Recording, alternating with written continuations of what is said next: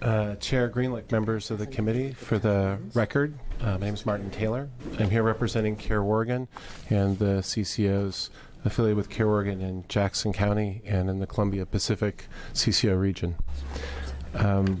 So I understand there'll be an opportunity to opine at length another time, so I will keep my remarks a little shorter, but I do want to start with a reminder of how we got to CCOs, because this legislation represents something that could be as bold as CCOs 2.0.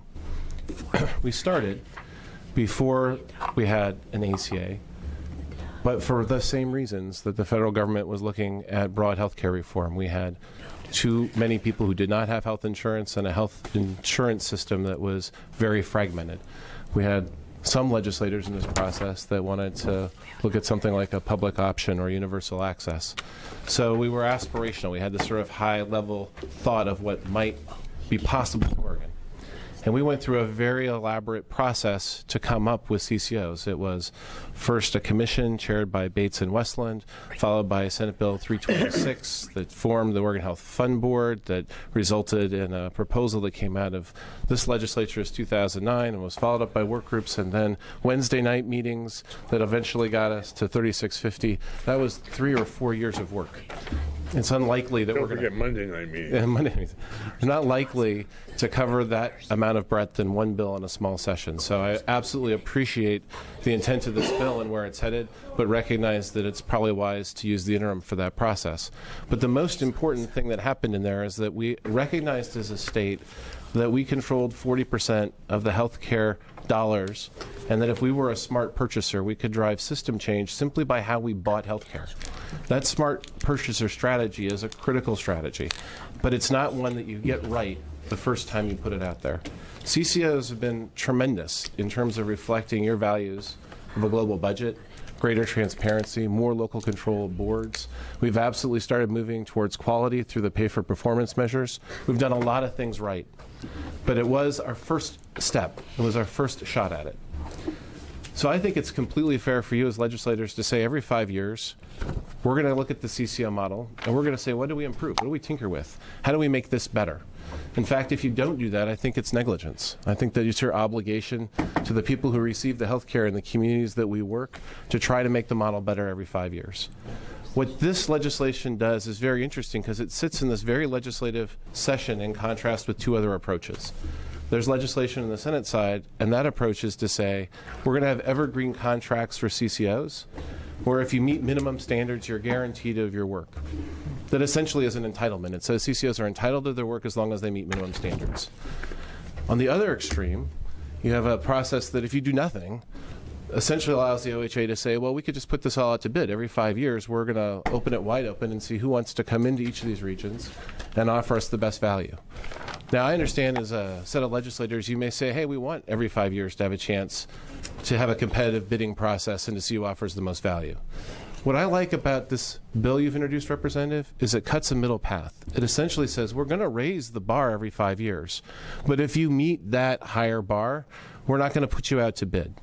I think that's a fair standard. CareOregon does not expect you to lower the bar for us. And we don't expect to just meet minimum standards. We expect you to expect more of us every time. That's our contract with you. It's our contract with the folks who we provide care for. You ought to expect us to get better. I like a bill that expects us to get better. We welcome that challenge. So to me, where this ends up may not look exactly like the sections of the bill that you've got now, and CareOregon has some specific suggestions of amendments and tweaks, but it's the right direction to go. And so we'll opine at greater length about the particulars of the bill another day. And I'll explicate the 8 areas when we do it that time. Is there any questions of these witnesses? Representative Bueller? Yeah, thank you, Chair Greenlick. Open question to either one. What, if you could, what are the 3 major problems we need to solve with regards to CCO's version 1.0? Well, so I will take a stab at that. I think the first thing is the CCO template really has 6 attributes as listed on the Oregon Health Authority's website, I would look at those 6 attributes and say, how well are CCOs measuring up to those standards? The things that we are still weakest on, to be honest, are really using alternative payment methods so that our providers and the CCOs share risk. That varies from CCO to CCO. But when you have the provider and the CCOs both sharing some risk, you have your greatest ability to bend the cost curve, and you essentially are in a partnership with your provider network to improve quality. That's been difficult because, frankly, there's been enough money in CCOs that we haven't had to drive new alternative payment methods in order to survive. In other words, you could fall back on when you have a surplus in your CCO, you could simply pay more to the provider rather than force system change. I think there's still some transparency issues. CCOs, many of them have a governance process where there's an ownership model and one entity essentially has a majority of the seats and holds all of the profits. So in all the CCOs, there could be more transparency, but certainly in those CCOs where you essentially have an ownership model, there's a big difference between the owners and the rest of the community that have the minority seats on a board. And if I was to pick one other, to be honest, I don't understand why CCOs are for-profit entities, particularly not when there's so much profit in CCOs. These are tax dollars. People are not giving those tax dollars to us for us to make money. They're giving those tax dollars to us with the intention of helping low-income people get out of poverty. So you wouldn't. So just to get a sense of scale, in 2014 you had about a $13 billion budget and maybe as a system $300 million of surplus. Well, that's not a bad rate of surplus at a $13 billion, but the $300 million doesn't all get back into the community. A lot of that went back into people making a lot of personal wealth. If that was your school system, you wouldn't want your superintendents making personal wealth. If it was a correction system, you wouldn't want your, heads of your prisons making that wealth.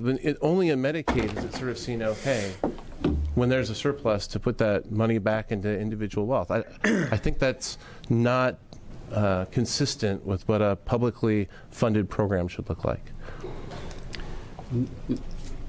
Yes, Yeah, but the challenge I've got with that philosophy is in the school district, unlike the LLC that owns the one here, that superintendent would never lose personal wealth either if it went in the hole on the global budget. The owners of this would, out of their own pockets, if I understand our structure right.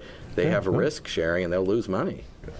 So if you have a for-profit entity, then you have to have it swing both ways. Yeah. I absolutely agree.